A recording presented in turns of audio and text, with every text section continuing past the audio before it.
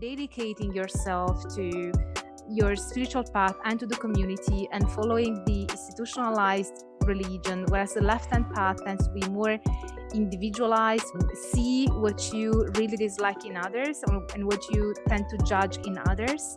And that may be something that you have sort of concealed and repressed within yourselves. And for certain religious phenomena, it's not as easy and it's not as defined, and that is part of the very nature of these traditions. A form of self-discovery and trying to, instead of revealing the hidden book of nature, rather revealing the hidden book of yourself, the connection to the land and the earth, and also there is this sense of interconnectedness. The idea that a magician or that magic includes necromancy, divination, and all the things that we now consider to be part of magic, it's something that comes much later than that.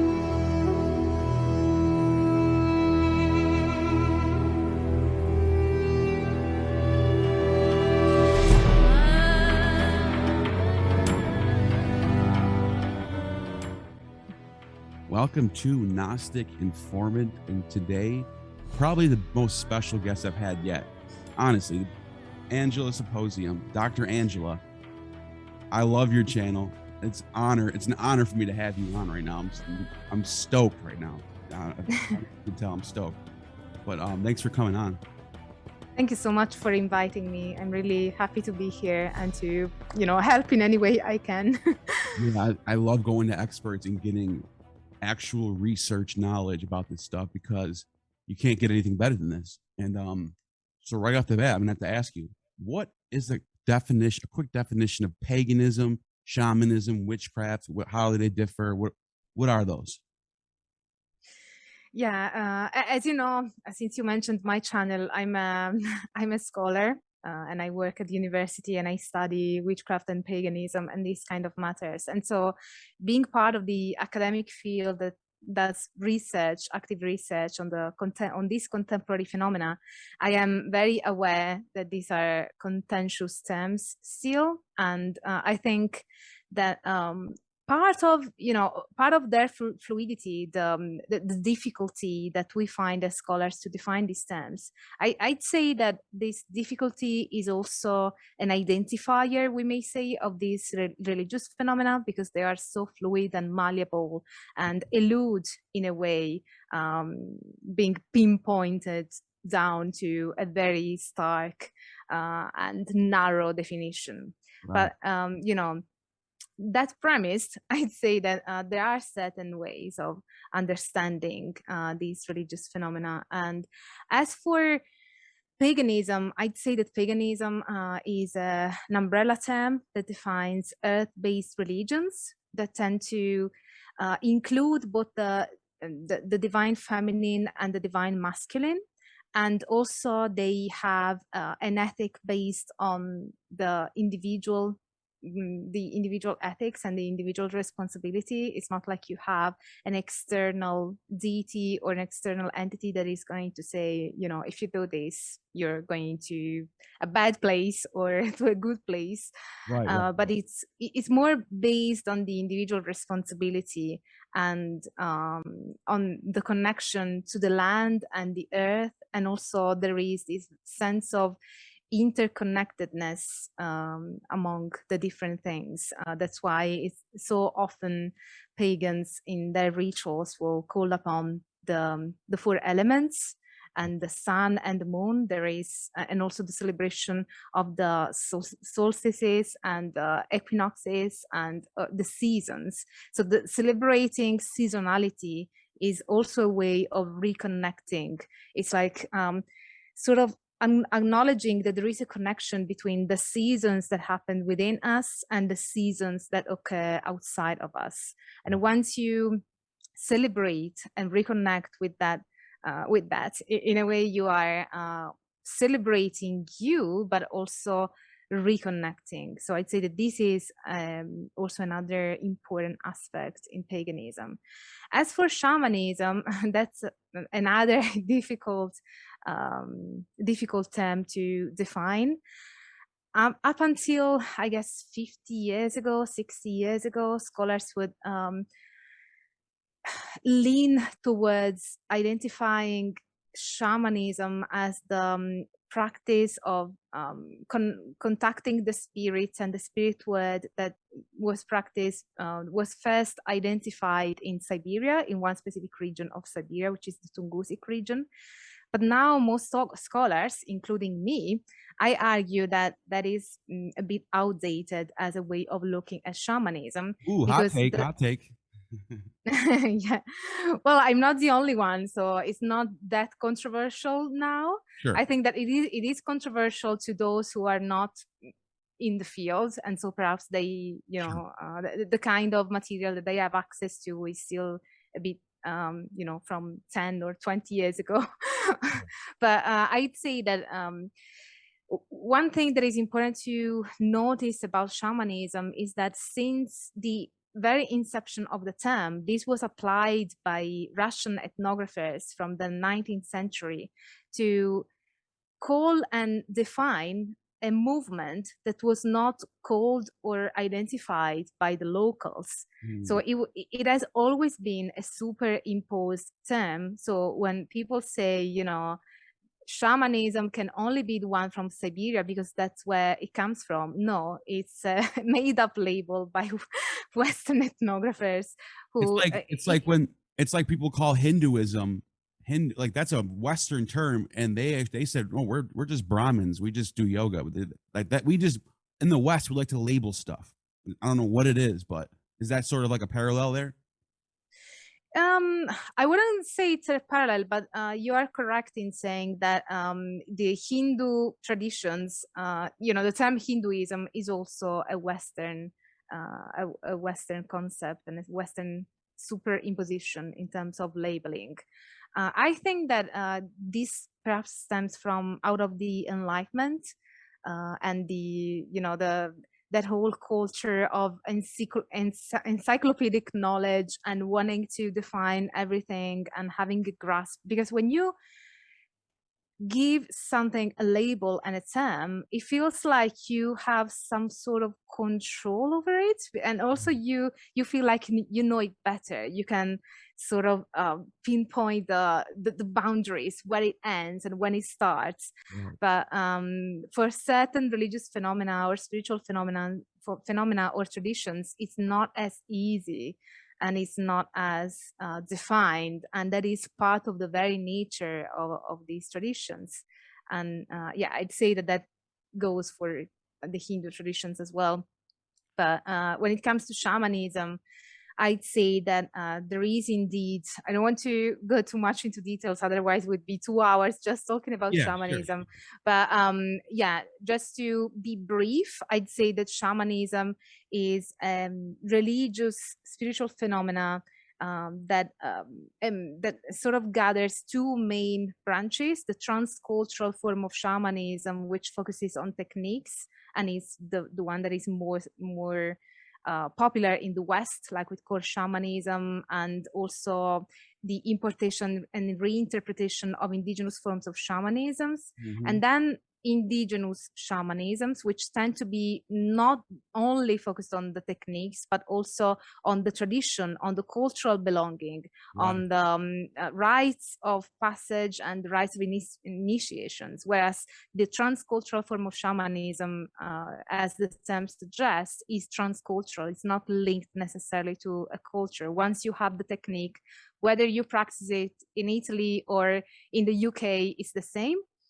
And that goes, for instance, core shamanism is a perfect example of that.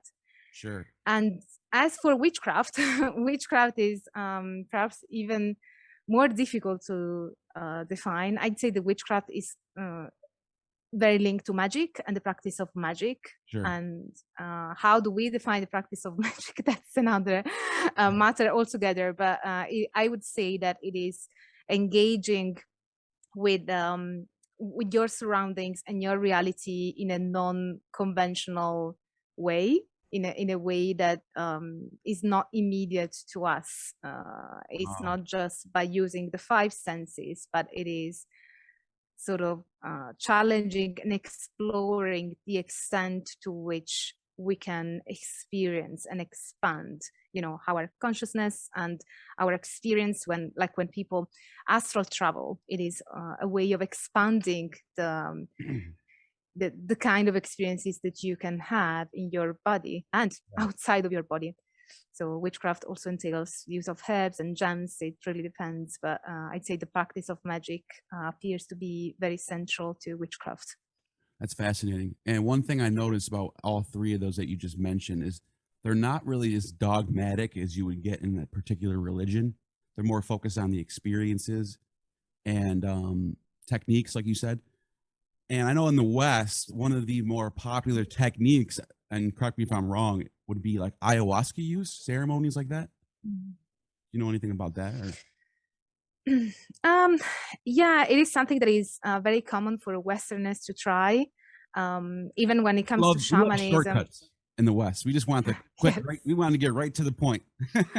Yeah, but even when I teach shamanism to my students, one of the most common questions that I get asked from students is, but what's the difference between a drug addict and a shaman that takes in entheogens? Wow. And I say, yeah, it's a common question. I think it's a legitimate one. It is a legit question. You know, yeah. It's a legitimate question. And my answer is usually that a drug addict is just addicted to the substance, whereas the shaman or a person that has a spiritual engagement with a psychotropic drug creates a bond with that specific plant. So it's not like when you fancy it, you're just going to take it and have a trip. It's more like you are going to grow the plant and listen to the spirit of the plant. You establish a relationship with the spirit of the plant. And if the spirit of the plant, when you do your shamanic journey, says you don't have to take it, or you only have to take it when the moon is full, or whatever it is, you have to follow that. And a drug addict is not about that kind of connection and relationship. It's about just having the experience, the trip that the substance itself gives you. That's a really good point. It's like a certain way of being responsible about it. And it's not like just like a drug addict, just like, I need to get more. Like, it's not that at all.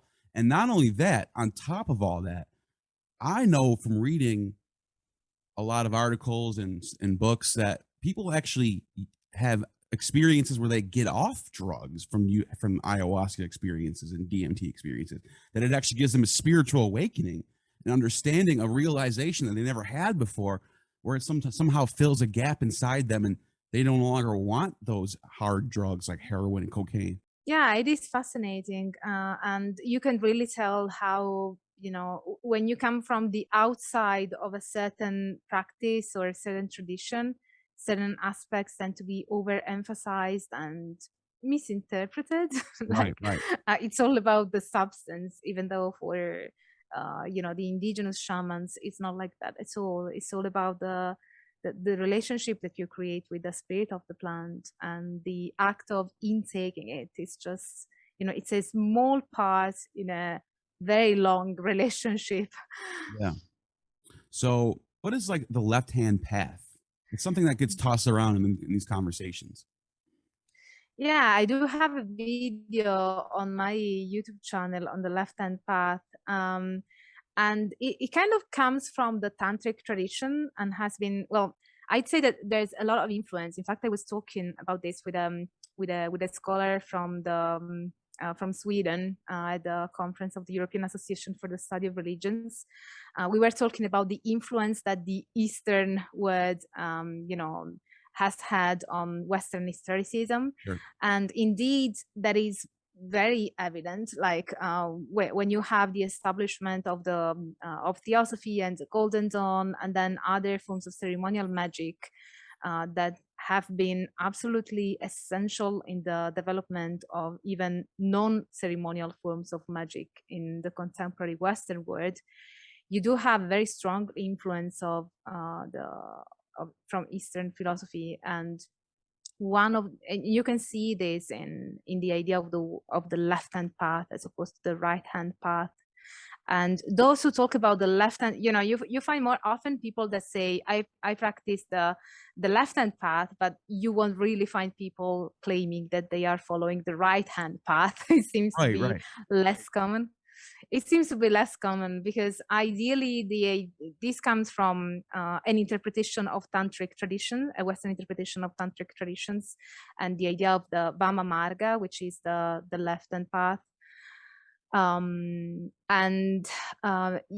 the idea here is that the right hand path is the one that follows the institutionalized religions, and it tends to follow the rules and to sort of, you have this idea of, I wouldn't say abnegation, although people from the left hand path will call it abnegation, but it's more like dedicating yourself to your spiritual path and to the community and following the institutionalized religion, whereas the left hand path tends to be more individualized, more, you know, like, I'm not going to have this ecstatic experience of me dissolving into God. I want to become God, and I want to do it by following my own rules and by transgressing the rules. And you know, it's quite complex, of course. I'm only mentioning a few aspects of it, but the idea is to,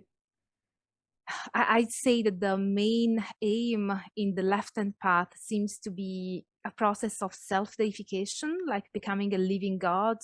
Wow. And the act of transgressing the rules in Tantrism is part, or Tantra, we should say, because Tantrism is another one of those terms, of those labels that tend to, you know, sort of give a label to something that is a bit more complex than a label would suggest. But yeah, you have that idea of self-deification and the importance given to breaking the rules and transgressing the rules, not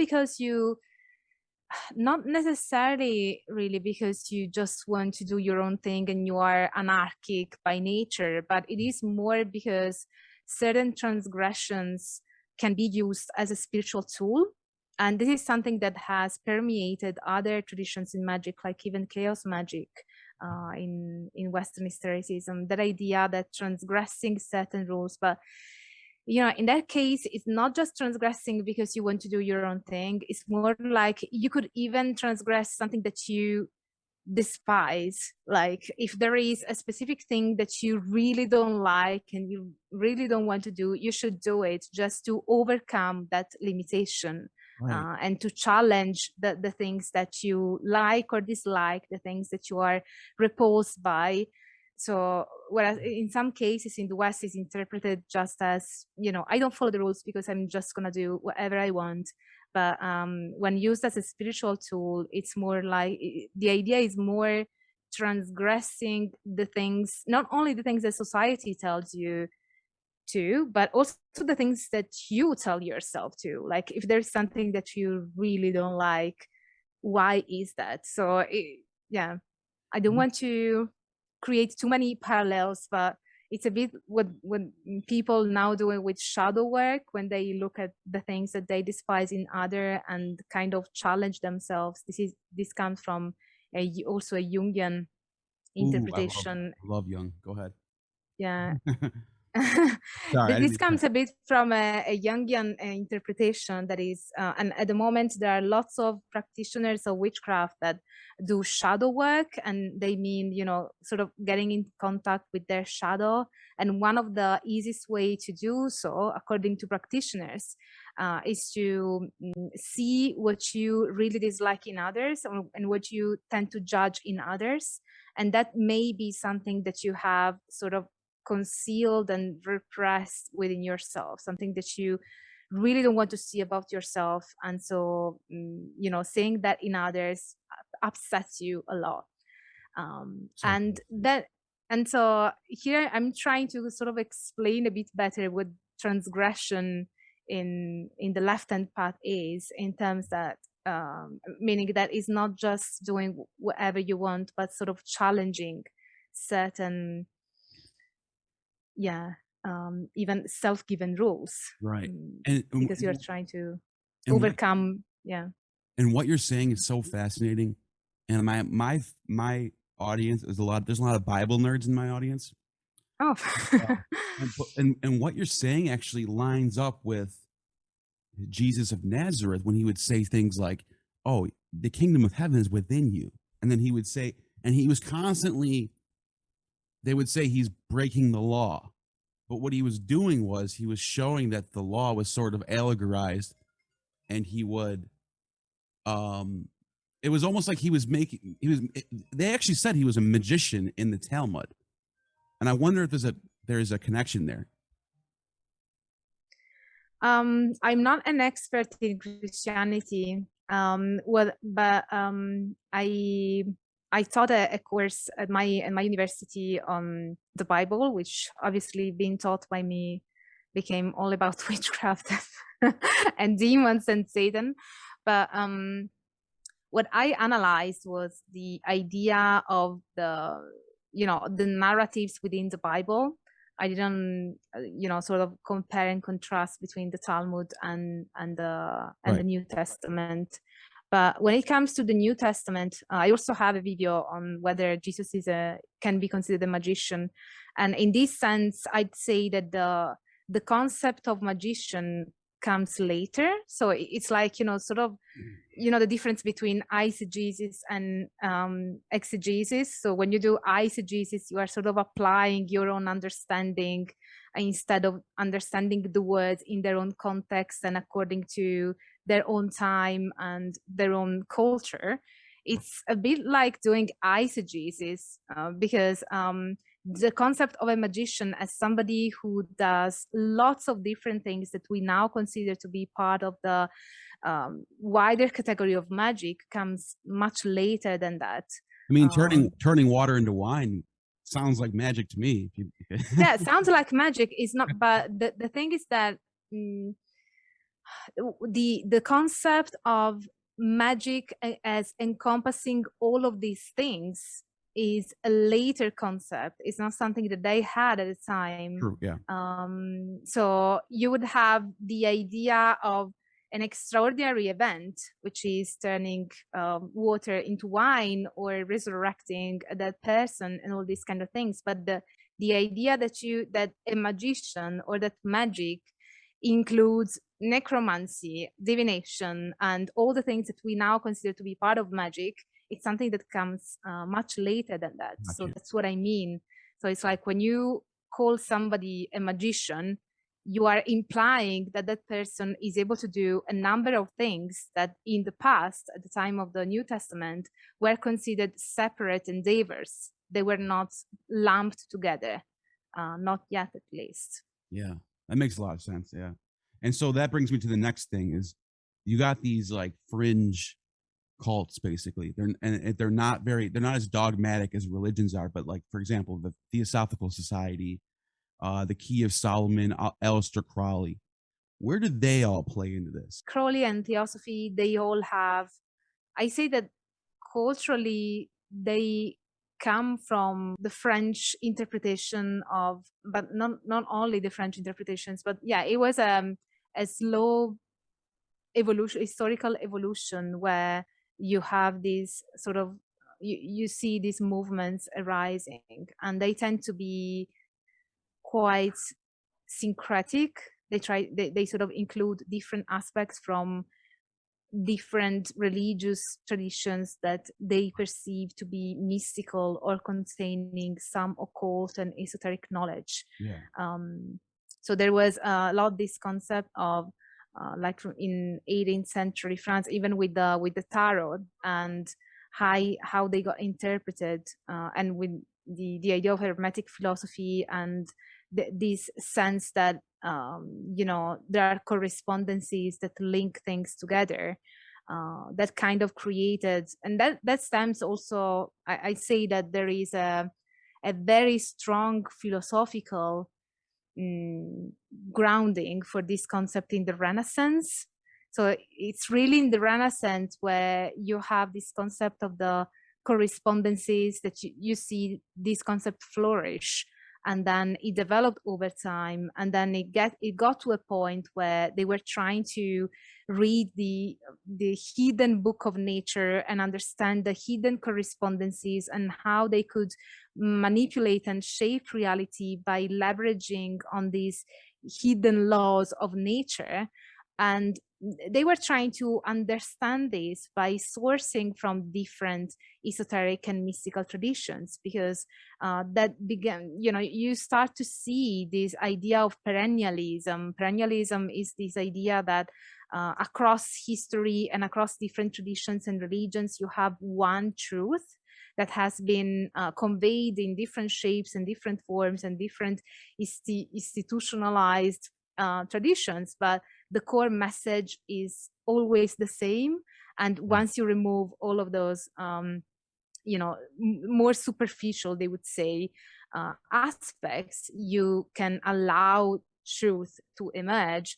And so that's when you start seeing this concept of perennialism playing a role in Crowley and the Key of Solomon, and all these both the occultists and the texts that became quite central in the development of ceremonial magic first, and even other forms of not ceremonial magic after, and paganism, which is also connected to Crowley and the Golden Dawn and all this kind of thing. You brought up something in there, a little gem that I want to touch on, is you were talking about like weeding through the superficial and trying to find the actual what's real, the message, that the common denominator, I should say, between all these things, that there's the one truth that's underneath everything. And I love that point, because it's like a lot of like atheists, like people who are just have no spiritual interest at all, and they'll criticize it, say, well, this is not real. Krishna wasn't real. Zeus isn't real. And then they just focus on that. But if you actually read these texts, for example, Krishna tells Arjuna to do what's in front of him without any attachment and not worry about the results, and just do what you got to do. And that's what Dharma is. It doesn't matter if you're atheist or you're a full-blown Muslim. That is real, something real, and a real substance that you can take from it. There's a real reality there. There's real truth there. It's actual real wisdom that you can use in the world. So I say that to say this is that basically what you think is like the common truth, is like there's actually real things you can take from this and use to actually affect your life, affect the world around you. It's not just myths and like a cartoon. Like there's real substance here, is what I'm saying. Yeah, there is a common belief among practitioners. It's not what I'm saying, but I'm reporting what what the common belief among practitioners is, and it is an underlying current across different esoteric practices and traditions. So you do have this idea, and that's why they also tend to be syncretic, because it's like, if truth is to be found across different traditions, then I might as well explore the other forms of mysticism and the other forms of religious practices or rituals, and see what works best for me. And then you have that in more recent years you have this emphasis on individually tailored practice that also plays into this process. So you have this process, from the Renaissance, you have everything is connected by correspondences. Once you understand what is connected to what, you can sort of leverage it and move the fabric of reality by sort of pulling the right string that is connected to something that you cannot see, but it's going to, reshape reality in a way. So you have this idea of correspondences. You have to learn the correspondences and the hidden book of nature. And then this slowly becomes a form of perennialism, and the idea that you find there's a truth that underlies all different traditions and religions. And then this slowly becomes a way of also seeing that as a means for finding your own practice in your own way. Because if every tradition and every religious phenomenon has that sort of inner core of truth, then depending on what works for you, you can source from all sorts of traditions and all sorts of practices and find the one that works best for you. Right. So you now you have in Magick and witchcraft this concept of individually tailoring and sourcing from different traditions, and it is, I'd say, an evolution of what happened even in the late 19th century and early 20th century with ceremonial magic and the Golden Dawn and Theosophy, and how they syncretized all of those traditions to elaborate a new system that And it reminds me of, you talk about the 19th century, early 20th century. It reminds me of, I think, of Jung and other people like Jung who really like transform the way we look at these things, instead of, and like before Jung, before all those great thinkers of the 19th century, it was either like you were just you were completely dogmatic for a specific religion, mostly Christianity, Catholicism. But now, and then it seems like after the Enlightenment, now all of a sudden there's a more individual emphasis on spirituality, and you got like more concepts being shown, like this just shadow. And Carl Jung talks about the power of symbolism in his book Man and Symbols. He writes about how we don't even realize symbolism is like this universal language that is really is like sort of dictating the world, and like how we see things, how we decide things, how we shop, how we do all types of things. Carl Jung has been very influential on contemporary practices.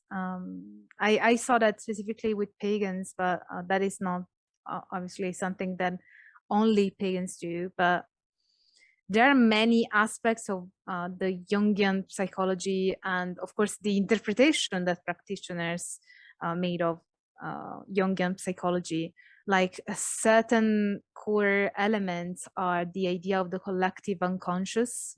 That seems to be quite important for practitioners. It sort of gives practitioners a theoretical framework to understand magic and how the magic practice can work. So the idea that you can have this collective unconscious where you are connected to other people's unconsciouses.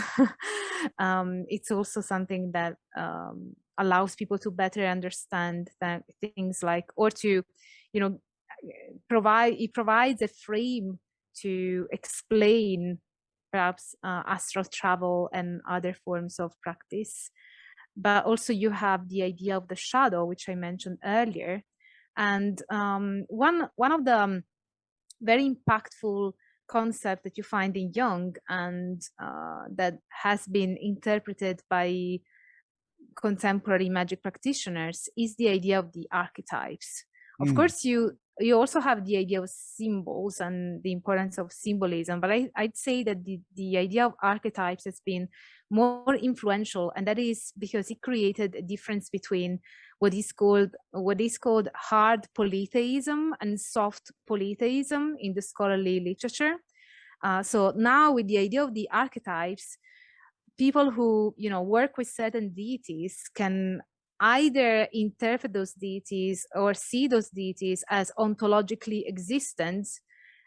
So meaning that they actually believe that they exist in reality on a different realm of reality, or they can conceptualize these deities as archetypes. Yes. That are connected to their own selves.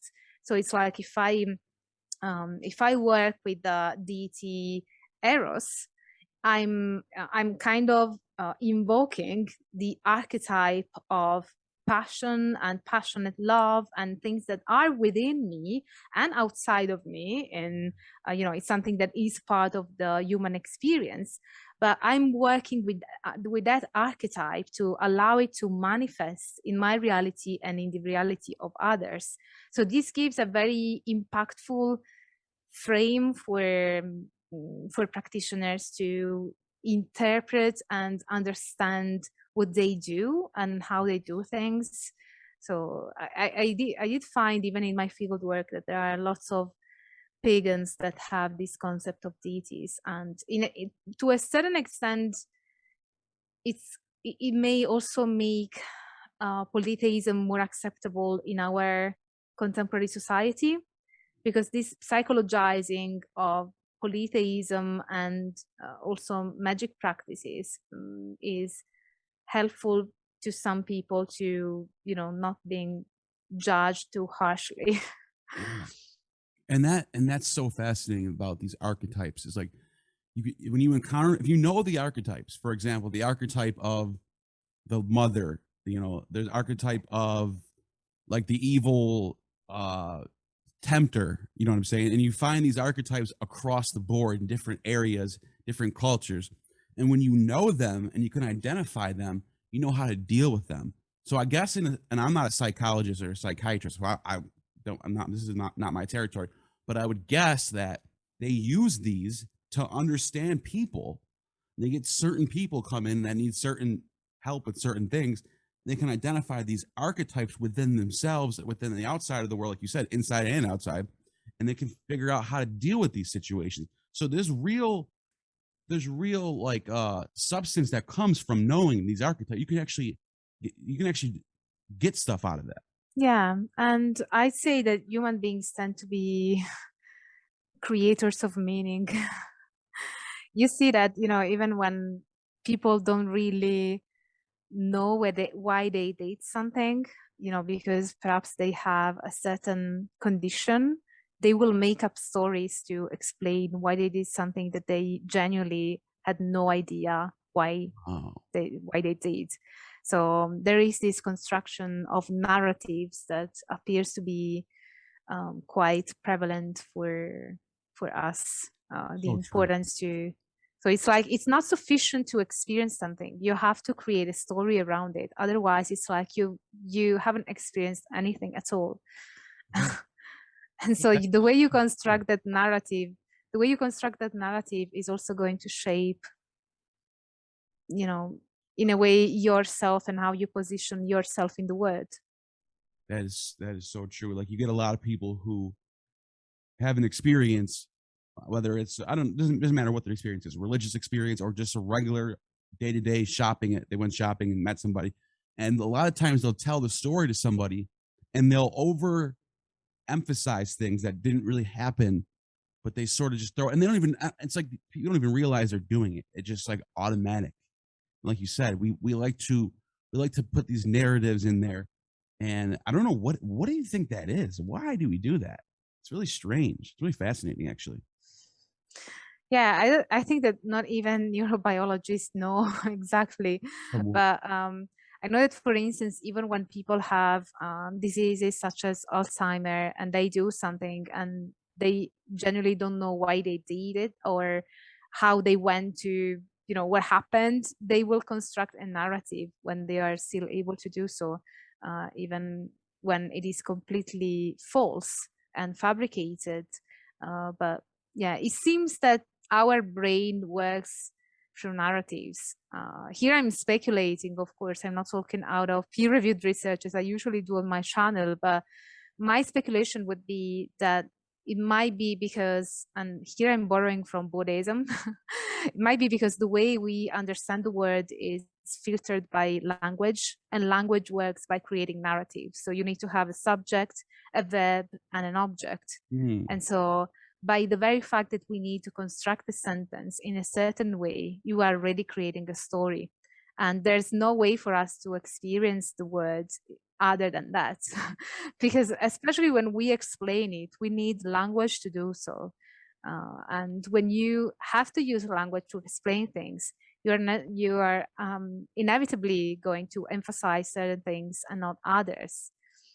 And that creates a certain discourse and a certain narrative that actually shapes, the way you actually see that experience, the way you convey to others, and how you position. Also, it creates a narrative of the self, of yourself. Yeah. And even like historians, when they talk about history, they mythologize it a little bit, especially when you go farther back. Ancient historians like Herodotus, he's talking about people with one eye and all dragons and stuff that clearly wasn't really going on, but it's just, there's a prime example of a human telling a story and just not even realizing he's mythologizing history. But I also want to ask you, you mentioned tarot a couple minutes ago. You mentioned tarot cards. How do people read those, and how does it interpret? How does that work? That's a bit too generic.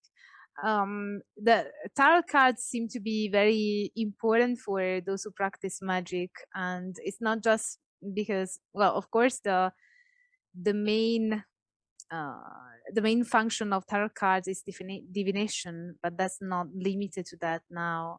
People use tarot cards also as a way to aid their magic rituals, or as a way of bonding with another practitioner, or as a way to get in touch and connect themselves to a specific archetype that a card is linked to. So tarot cards seem to be kind of considered portals portals of correspondences that also put practitioners in contact with those, allow that connection to occur.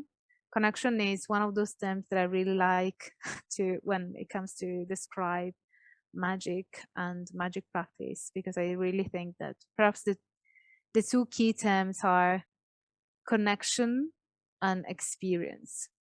And connection is also linked to correspondences, because correspondences are meant to link things and connect things together that appear not to be connected at first, but like a walnut that is connected to a human brain is not something that is clearly linked, but it is a correspondence that creates and draws upon a believed connection. Yeah. And it reminds me of like ancient ways of figuring, like when people used to inquire about things. For example, should we invade this country? Well, I don't know. Let's cast some lots and see what happens, and see what the divines tell us. And this was like actually a way of deciding on big things, like important things that we should do. Or they'll try to find an omen somehow. Maybe the birds will fly past. And it's almost like you said earlier, it's almost like our human nature wants to connect to the world to find answers. And it's almost like, people think that this is like not natural, but I think it's natural. You know what I'm saying? I think this is part of natural evolution, is all this, everything we're talking about. It's just a part of our psyche. Yeah, when it comes to the term evolution and the idea of evolution, I have my doubts in terms of, I think that, the concept of evolution that was developed by Charles Darwin when it comes to our biology has been perhaps overly applied to things that are not necessarily biological, like to culture as well, and that created a misunderstanding of the past, because we started once again creating a narrative to interpret history, and that narrative now, after the evolutionary model, now says that history moves from worse to better, and so what comes before us isn't necessarily worse than what we have today, and what will happen after us or ahead of us is necessarily better. But that also creates, certain ideas like of something or a concept or a culture being primitive and backward. You can, even these terms that we use in our language suggest that the evolutionary model has permeated culture beyond biology, and I don't quite agree with it, because I think that it sort of leads us to misinterpret the past and the present and future. I understand that. That makes sense. What is the difference between chaos magic and just magic? Well, chaos magic is a form of magic that has stemmed out of, Crowley, and it has Crowley as a precursor, as many other Western historic traditions. Chaos magic is a practice of magic that creates, in a way, its own rules. Like we talked about correspondences, and in the Renaissance, you would have the idea that there's this hidden book of nature that you have to unravel, and you have to figure out what are these hidden correspondences and what object is connected to which experience, and so on. In chaos magic, you have that correspondences are created by the chaos magician. So it's all based on the individual. So if, for me, red is connected to the element air, I don't care if other people consider it connected, think that it is connected to the element of fire, because for me, that is the kind of correspondences that that is in place, and so the one that I'm going to apply. So it is very, I'd say, individually based. So in a way, we could say that it is a form of self-discovery, and trying to, instead of revealing the hidden book of nature, rather revealing the hidden book of yourself, of the self, and seeing what are the correspondences that might work for me because they have that specific meaning to me. Right. And on the same line, you have the idea of working with deities, which can be instrumental to a certain purpose. So, if I think that my colleague is an energetic vampire, I might invoke Buffy as a deity, and it now becomes a deity that will help me slay the vampire.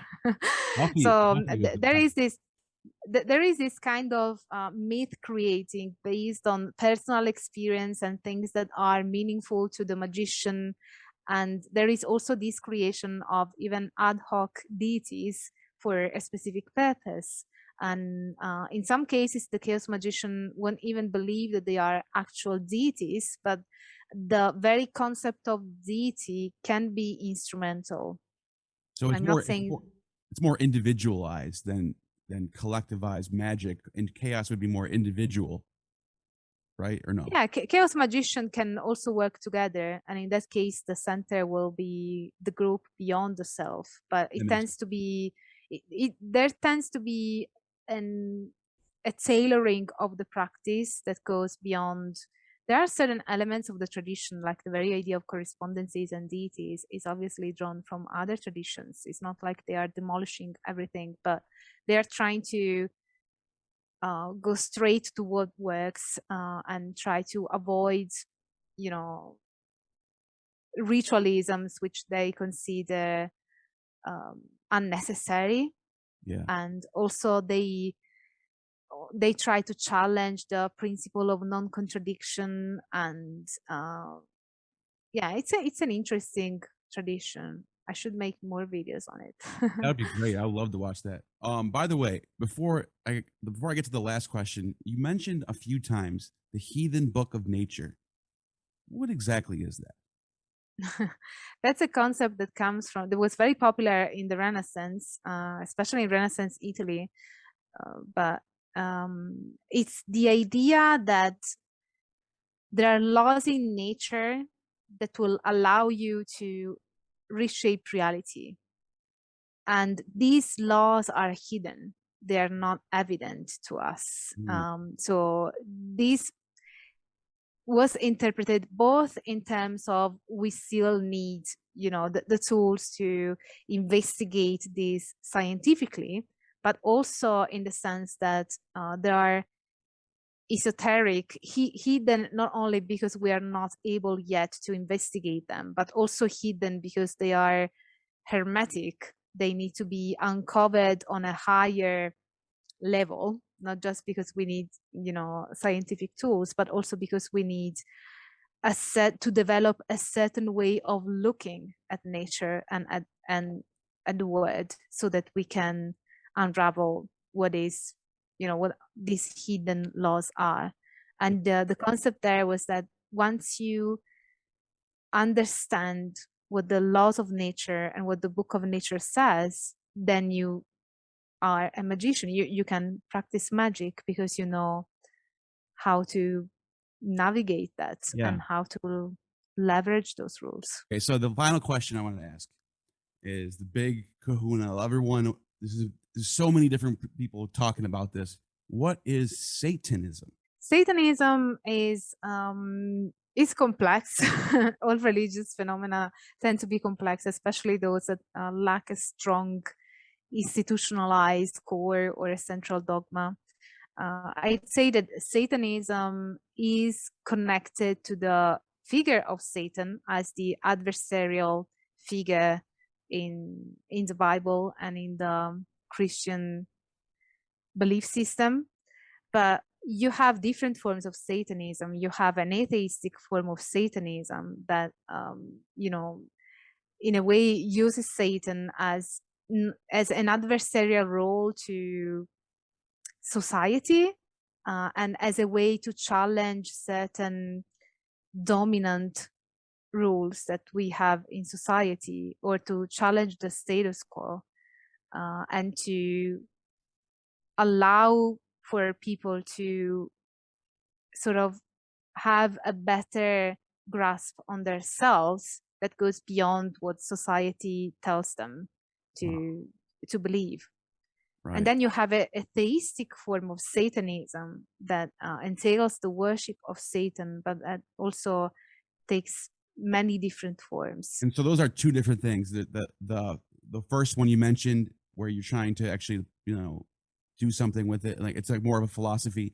And then the actual theist version of Satan is where they actually literally worship a deity named Satan.